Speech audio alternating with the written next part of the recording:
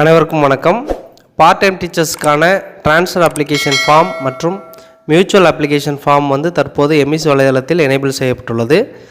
பகுதி நேர ஆசிரியர்கள் மாறுதல் கோரும் விண்ணப்பத்தையும் மனமொத்த மாறுதலுக்கான அந்த விண்ணப்பத்தையும் எவ்வாறு எம்இசி வலைதளத்தில் பதிவேற்றம் செய்வது அப்படிங்கிற பற்றி அந்த வீடியோவில் பார்க்க போகிறோம். அதற்கு உங்கள் மொபைலில் க்ரோம் ப்ரௌசர் ஓப்பன் பண்ணிக்கோங்க. சர்ச் ஆர் டைப் யூஆர்எல் அப்படிங்கிற இடத்துல இஎம்ஐஎஸ் அப்படின்னு டைப் பண்ணி சர்ச் பண்ணுங்கள். சர்ச் பண்ணிங்கன்னா உங்களுக்கு டிஎன் ஸ்கூல்ஸ் emis.tnschools.gov.in அப்படிங்கிற ஹைபர் லிங்க் வந்திருக்கும். அதை கிளிக் பண்ணுங்கள்.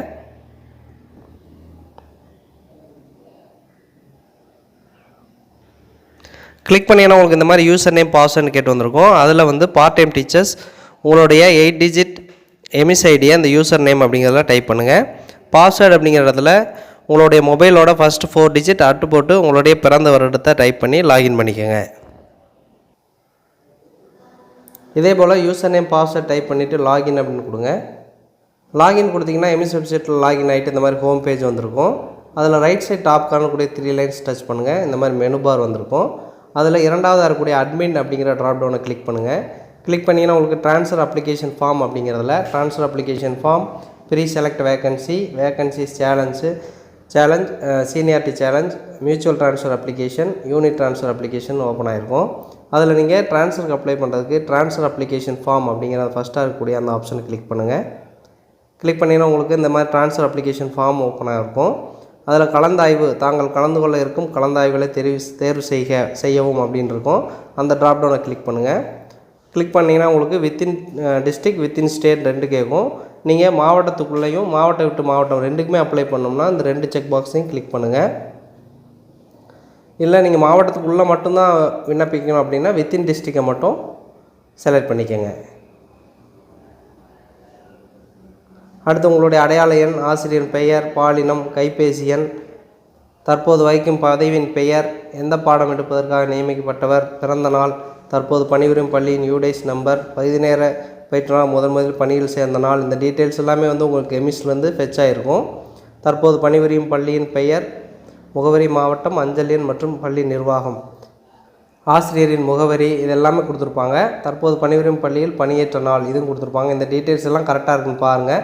இதில் ஏதாவது சேஞ்ச் இருந்து அப்படின்னா நீங்கள் ஸ்கூலோட எம்இஸ் லாகினில் போய்ட்டு ஸ்டாஃபில் ப்ரொஃபைல் டீட்டெயில்ஸில் நீங்கள் இதை அப்டேட் பண்ணிங்கன்னா உங்களுக்கு இங்கே அப்டேட் ஆயிரும். அதுக்கு கீழே மாறுதல் முன்னுரிமை ஏதேனும் உள்ளதான்னு கேட்குறாங்க. ஏதாவது முன்னுரிமை இருந்தது அப்படின்னா நீங்கள் ஆம்னு கொடுங்க. கொடுத்தீங்கன்னா மாறுதல் முன்னுரிமை செலக்ட் பண்ண சொல்லும். அந்த ட்ராப் டவுனை கிளிக் பண்ணிவிட்டு மாற்றுத்திறனாளிகள், மனவளர்ச்சி குன்றிய மாற்றுத்திறனாளிகள், சிறுநீரக மற்றும் அறுவை சிகிச்சை இந்த மாதிரியான உங்களுக்கு முன்னுரிமையெல்லாம் கொடுத்துருப்பாங்க. அந்த முன்னுரிமையில் நீங்கள் செலக்ட் பண்ணிவிட்டு அதற்கான சர்டிஃபிகேட்ஸை இங்கே நீங்கள் அப்டேட் பண்ணணும். இப்போ செலக்ட் பண்ணிங்கன்னா மாற்றுத்திறனாளிகளுக்கான சான்று அப்படிங்கிறதுல நீங்கள் அதுக்கான சர்டிஃபிகேட்டை சூஸ் ஃபைல் கொடுத்து அந்த பிடிஎஃப்பை நீங்கள் இங்கே அப்லோட் பண்ணணும். பிடிஎஃப், ஜேபிஜி இந்த ஃபைல்லாம் உங்களுக்கு அலோடு கொடுத்துருக்காங்க. சைஸ் 10 MB கொடுத்துருக்காங்க. 10 MB சைஸில் இந்த இடத்துல நீங்கள் அதற்கான அந்த சான்றை நீங்கள் பதிவேற்றம் செய்யணும். இல்லை அப்படின்னா எதுவும் முன்னுரிமை இல்லை அப்படின்னா இல்லை அப்படின்னு கொடுத்து இந்த இடத்துல சப்மிட் பண்ணிடுங்க. சப்மிட் பண்ணிட்டீங்கன்னா உங்களுக்கான இந்த அப்ளிகேஷன் ஹெச்எம் அப்ரூவலுக்கு போயிடும். நீங்கள் இதை பிரிண்ட் அவுட் எடுத்து சைன் பண்ணி ஹெச்எம்க்கு ஒரு காப்பி கொடுத்துருங்க. இதை வெரிஃபை பண்ணிவிட்டு ஹெச்எம்ஸ் அவருடைய லாகினில் போய்ட்டு அப்ரூவ் பண்ணுவாங்க. அப்ரூவ் பண்ணிவிட்டு அந்த பிரிண்ட் அவுட் எடுத்து நீங்கள் சிஓ ஆஃபீஸில் அதை சப்மிட் பண்ணணும்.